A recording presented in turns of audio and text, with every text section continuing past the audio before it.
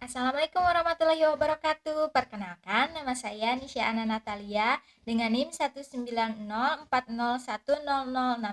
Farmasi B. Saya akan memaparkan tentang perbedaan titrasi permanganometri dan titrasi serimetri. Pada aspek pembeda yang pertama yaitu pada teori dasar. Titrasi permanganometri merupakan titrasi redoks yang menggunakan kalium permanganat merupakan oksidator kuat sebagai titran. Pada suasana asam, KMNO4 tereduksi menjadi ion Mn2+. Reaksinya yaitu MnO4- aquos ditambah 8H+ ditambah 5 elektron menjadi MnO2 aquos ditambah 4H2O liquid. Sedangkan pada pH netral atau suasana alkali menghasilkan padatan coklat dari reaksi Mn2+. Reaksinya yaitu MnO4- aquos ditambah 4H+ ditambah 3 elektron menjadi MnO2 solid ditambah 2H2O liquid. Pada larutan basa kuat akan terbentuk ion manganat hijau MnO4 aquos ditambah elektron menjadi MnO4 2- aquos. Sedangkan pada titrasi serimetri yaitu merupakan titrasi redoks yang pada umumnya menggunakan cerium 4 sulfat sebagai oksidator karena mengandung ion Ce4+.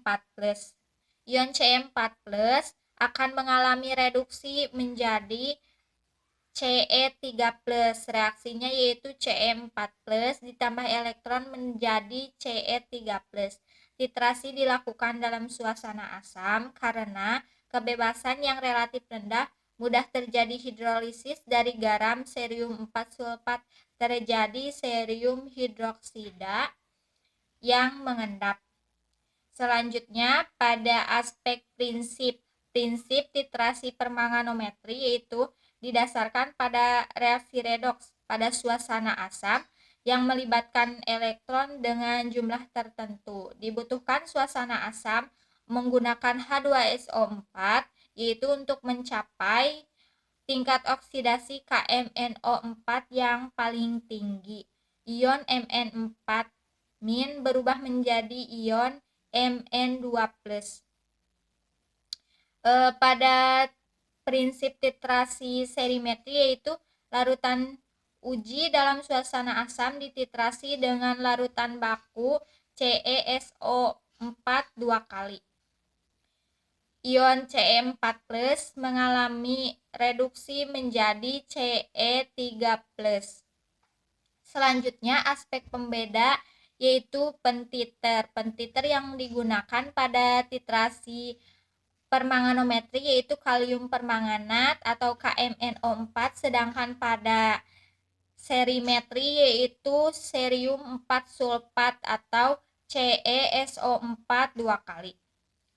Sebagai aspek pembeda selanjutnya dari analit. Analit pada titrasi permanganometri bisa berupa besi 2, asam atau garam oksalat, ion-ion seperti Ca atau kalsium, Ba barium, Sr strontium, Pb timbal, Zn zinc, Hg adalah hidrargium atau merkuri.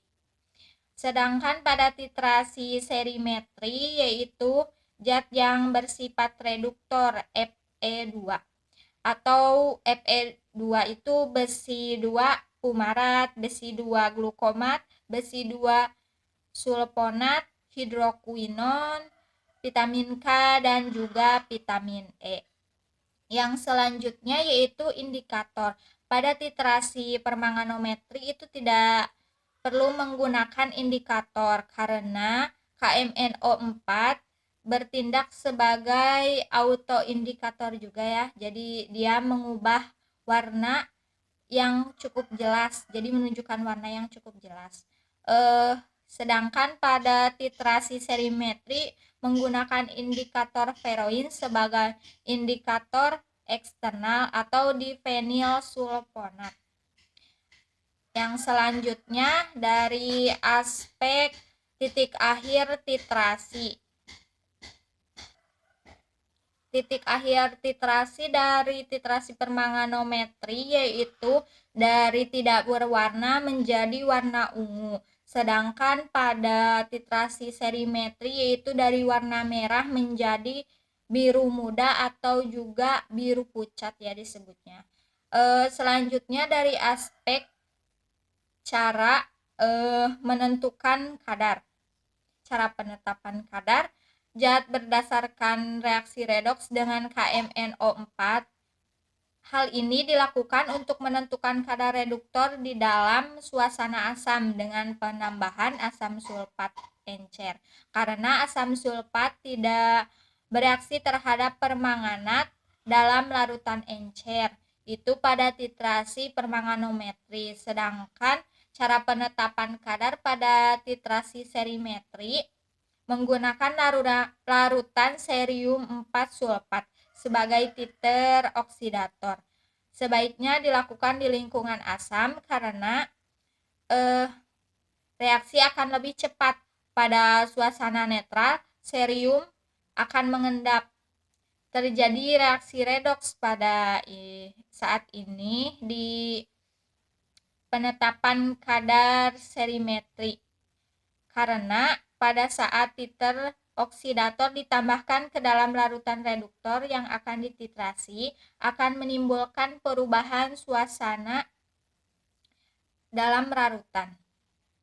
Yang terakhir adalah aplikasi dalam bidang farmasi. Titrasi permanganometri bisa diaplikasikan dalam bidang farmasi seperti digunakan dalam menentukan persen kadar pada sediaan obat. Contohnya besi 2 pada tonikum Bayer, Ca atau kalsium pada likokalk, Sr pada obat protos, selanjutnya Zn pada sirup jingkid, dan juga kosmetik yang mengandung merkuri atau Hg. Sedangkan pada titrasi serimetri itu digunakan untuk menentukan persen kadar sediaan obat seperti hidroquinon pada salep melanox, vitamin K pada pitomenadion, vitamin E pada E/E dan juga Fe pada sangobion. Sekian pemaparan dari saya. Wassalamualaikum warahmatullahi wabarakatuh.